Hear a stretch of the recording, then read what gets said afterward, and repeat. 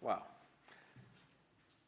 The title of this talk is Holding Sacred Space for Another, and I want to thank musicians for creating sacred space, holding us here.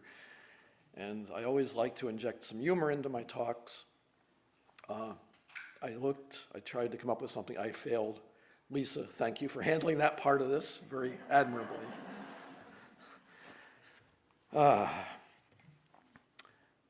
25 years ago, roughly, some good friends of mine and I traveled to Kalamazoo and got some training in the type of energy work similar to Reiki.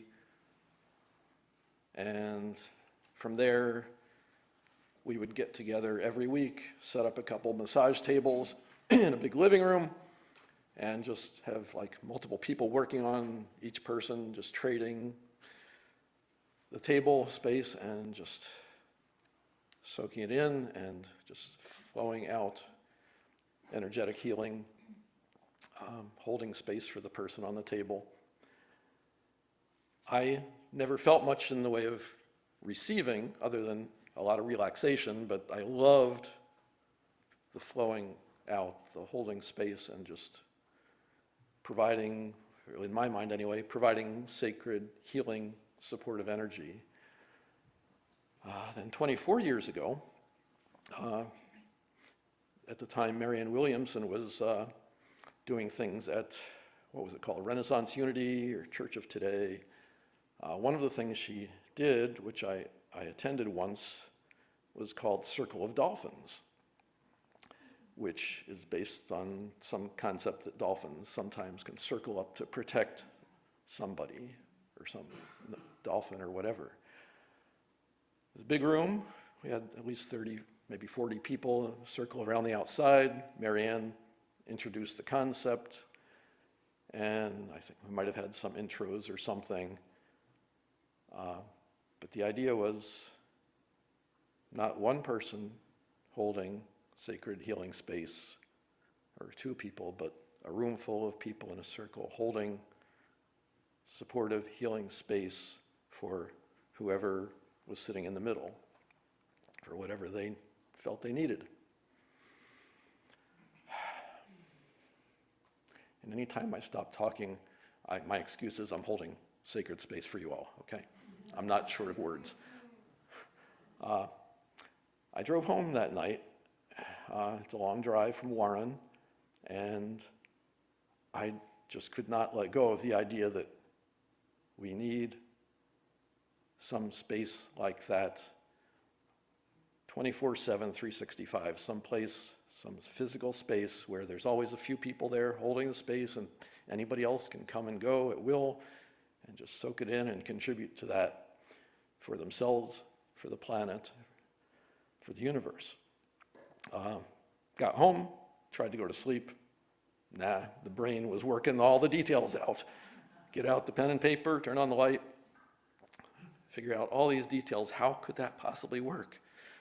Okay, get a couple hundred people each signing up for committing to an hour a week for, just an hour a week to show up and be there, have at least 3 people there, have some sort of ritual, people coming and going, total silence, a flip chart, people could write their thoughts and prayers on that.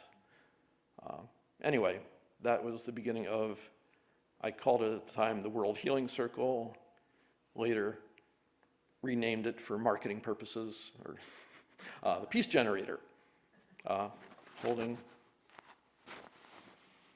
if you see me at the Peace Generator any month, I will have some version of a Hug a Planet with me, especially if it's cold. Anyway, just helping me with the idea of holding space for all of us. Yes, my mind wanders sometimes, but that's what I come back to. So I'm up here today because a week and a half, 2 weeks ago, Annie said, Craig, we have an opening on December 1st. And I said, well, that's nice. I take a month or two to get ready for talks. But anyway, I let it sink in, and it was Annie asking, so I said yes, and then, okay, she suggested it might have something to do with the mindful listening little workshop I did here a couple weeks ago. Then I looked at the schedule and I said, wait a second, Jennifer Lenders is doing a talk the week before this on deep listening. What am I supposed to do? So I gave it some thought sitting by the fire one night and realized that part of listening, a very important part, if not the most important part of listening, especially when one thing I do in life is facilitate stress reduction, trauma transformation, life untangling life with one-on-one thing. And so I thought, okay, what am I doing there? Listening is critical, but what's underneath that? And it's holding space for another person, holding safe space, not interjecting any of my suggestions, any of my guidance, anything that I think they need to know or they need to look at. It's just holding space for them to find what they need and want to look at and resolve. So that's where this holding space idea came from. I put sacred in parentheses, you might have noticed, on the written things, because I don't think it has to have anything to do with necessarily, it depends on how you look at it, anything to do with divinity or God or religion or any of that stuff. And yet, in a sense, holding space is that it takes being a spiritual being to do that, I figure. It's whatever, extending oneself out to include another being in one's own space.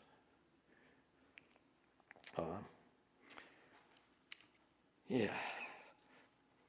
I don't think what I'm talking about here is new idea, a new experience to any of you. I think it's part of what we tend to do during Namaste, I suspect.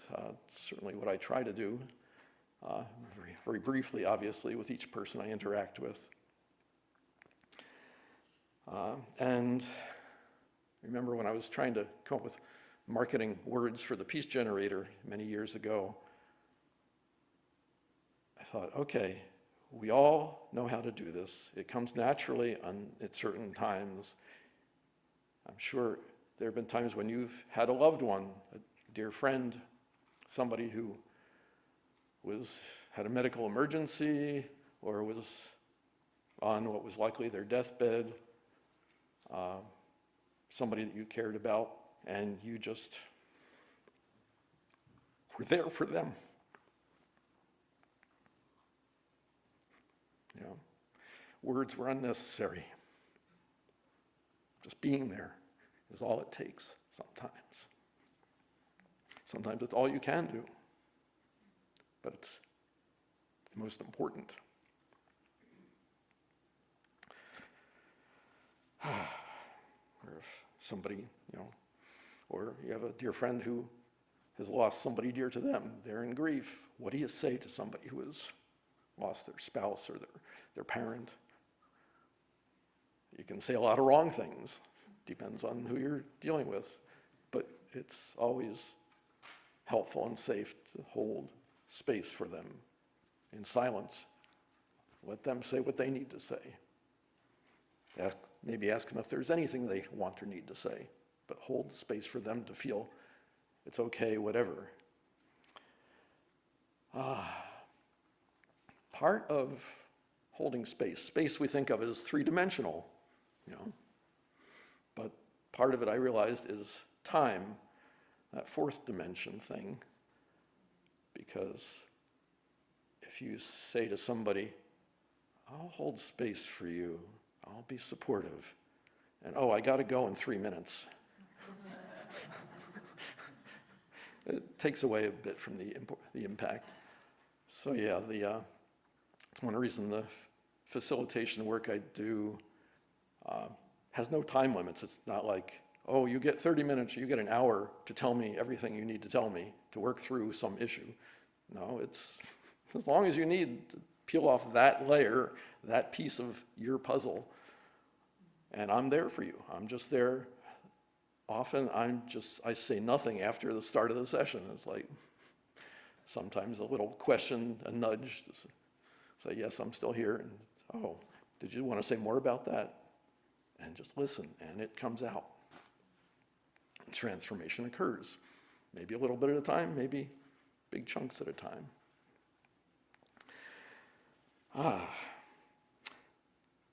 Yeah, when there's, I don't know, a lot of you, I'm sure, are on the Interfaith email list. Occasionally, a prayer request comes from somebody there. And there are wonderful people who respond with words. And then I'm sure there are other people like me who look at that and say, okay, I'll hold this person in sacred space, whatever help that might be.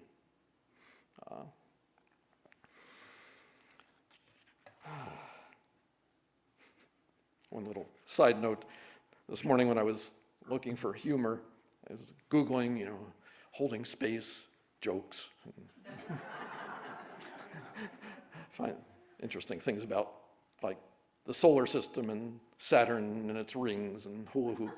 Anyway, Mars telling Saturn, can you give me a ring? Anyway, that's not the kind of humor I was looking for. But in my Googling, all that I found, it was just pages of the new movie Wicked. Apparently holding space is some meme that has blown up as a result of that movie. And from my initial look at it, it looks like it's more about holding space inside oneself, which is a good thing to do too. But this talk, and I think Jennifer's talk last week was more aimed at that kind of thing, holding space for your own personal growth, for whatever you need to work through. But you can also just take that same feeling and look at another person and hold it for them. At the end of this service, if we want, when we're already in a big circle with birthday people being acknowledged, we could let the birthday people go in the middle, and anybody else who might want to, and then the rest of us just take half a minute or whatever to hold sacred space in this room. Just play with that. Okay.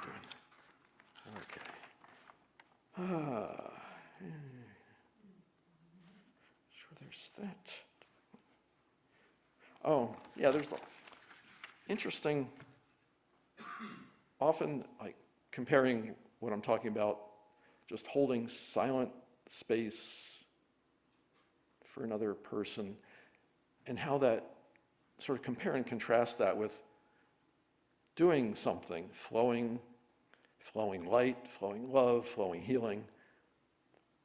Those are related things, but I find it interesting to think that they are different.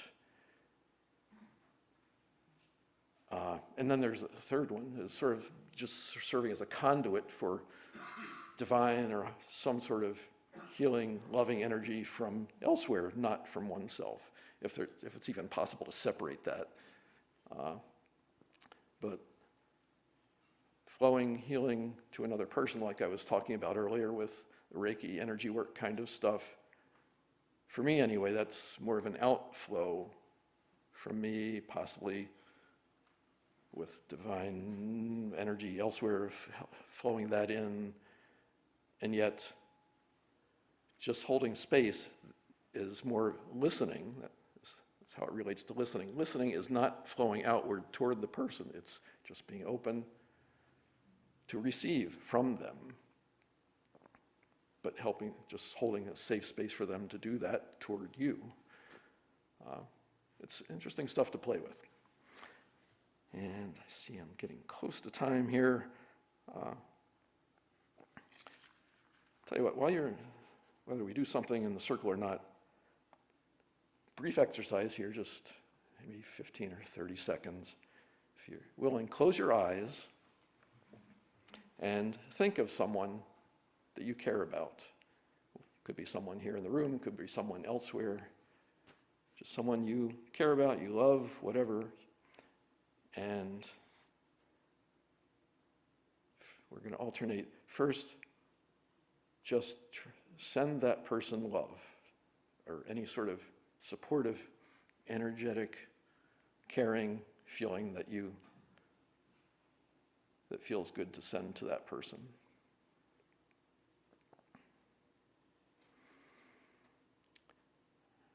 Okay, now see if you can back off from sending them anything, but still holding them in safe, supportive space. Being totally open yourself to what might come from them.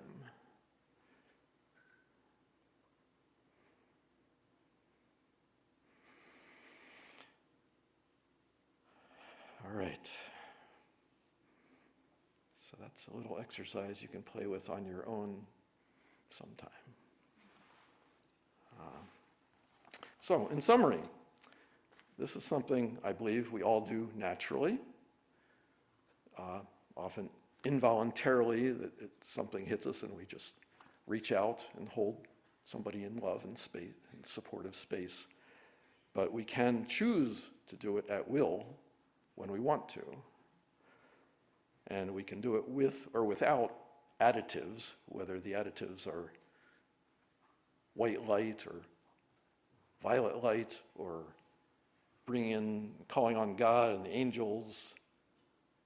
Those are sort of additive to just holding space for and with the other person. And I think that does it. Thank you so much.